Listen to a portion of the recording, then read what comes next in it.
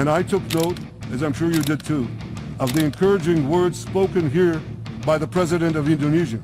This is the country with the largest Muslim population of all nations. Oke, lanjut kabar yang cukup greget nih bos. Dimana ternyata pidato presiden kita, Pak Prabowo Subianto di PBB kemarin soal Israel-Palestina itu bukan hanya menuai sorotan media internasional bos, tapi juga langsung dikomentari oleh sosok yang paling berpengaruh dalam konflik tersebut, yaitu Perdana Menteri Israel, Bapak Benyamin Netanyahu. Nah, jadi nggak main-main nih, Hatmin kutip dari banyak sumber berita berikut.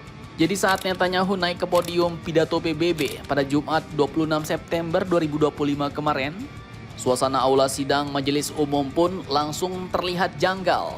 Banyak delegasi yang katanya meninggalkan ruangan alias walk out bos.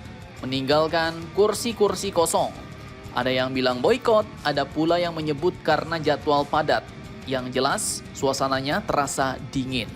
Nah, di tengah situasi itu, Netanyahu pun justru menyelipkan pernyataan mengejutkan nih.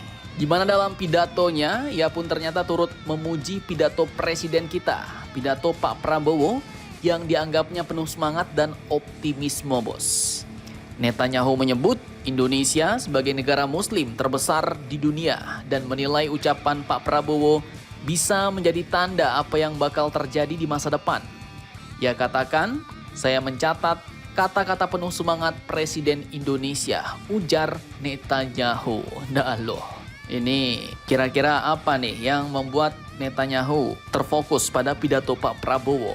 Nah, memang Pak Prabowo sebelumnya pada tanggal 23 September telah menegaskan bos, dukungan penuh terhadap solusi dua negara. Palestina merdeka berdampingan dengan Israel yang diakui kedaulatannya. Pak Prabowo juga mengatakan jika Israel berhenti menyerang dan mengakui kemerdekaan Palestina, maka Jakarta siap membuka hubungan diplomatik dengan Tel Aviv. Nah, poin inilah yang tampaknya membuat Netanyahu ikut memberikan sinyal perhatian bos. Dalam pidatonya, Pak Prabowo mengajak dunia agar semua keturunan Abraham, mulai dari Arab, Yahudi, Muslim, Kristen, Hindu, Buddha, hidup untuk berdampingan, berdamai dan menghapus kebencian. Pesan ini pun mungkin cukup menggetarkan ruang sidang dan menandai era baru diplomasi Indonesia di panggung global. Namun amsyongnya di balik pujian itu, Netanyahu ternyata juga tetap menunjukkan sikap kerasnya nih bos. Ia terang-terangan menyangkal bahwa solusi dua negara bisa menyelesaikan konflik. Ia pun secara belak-belakan menyangkal bahwa solusi dua negara bisa menyelesaikan konflik. Bahkan ia menegaskan akan menghalangi berdirinya negara Palestina. Nah loh, nggak bisa bos. Kalau Palestina nggak merdeka ya Israel juga bakal tetap nggak diakui dunia dong. Admin pun agak bingung nih. Tahan pula si Netanyahu ini membuat negaranya bermusuhan dengan semua negara di dunia ya kan, kecuali Mama Rika. Nah, terkait hal ini, pihak Indonesia pun akhirnya buka suara. Menteri Luar Negeri RI Bapak Sugiono memberikan tanggapan tegas saat ditemui wartawan di markas besar PBB. Menlu menekankan bahwa visi apapun soal Israel itu harus dimulai dari pengakuan terhadap kemerdekaan dan kedaulatan Palestina.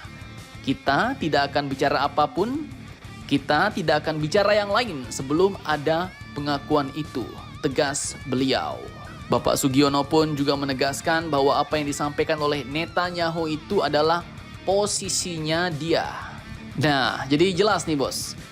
Diplomasi Indonesia di bawah Presiden Prabowo sedang mengirim sinyal kuat ke dunia bahwa Indonesia mendukung penuh Palestina, tapi juga membuka pintu masa depan perdamaian asalkan ada keadilan bagi Palestina. Sementara Netanyahu, meski memuji Indonesia, namun tetap bebal nih, tetap keras kepala pada sikapnya, tetap menolak negara Palestina. Dan momen ini pun sebenarnya bisa jadi titik balik yang bersejarah. Indonesia dengan 270 juta penduduk yang mayoritas Muslim ikut menyuarakan rekonsiliasi global, dan Israel yang selama ini terisolasi oleh opini negara-negara Muslim mulai melirik peluang nih bos. Peluang dari Indonesia yang katanya juga bakal mengakui Israel kalau Israel mengakui Palestina. Nah, pertanyaannya apakah ini awal dari babak baru diplomasi di Timur Tengah atau hanya isyarat simbolis? Yang jelas dunia sekarang sedang menunggu langkah berikutnya, bos. Apakah Israel dan Palestina dapat hidup berdampingan? Jadi bagaimana menurut kalian tentang hal ini? Jangan lupa komentar, tetaplah kalian barbar dan jangan santuy terus. Demi Indonesia tangguh, salam Indomax, Indo Magazines.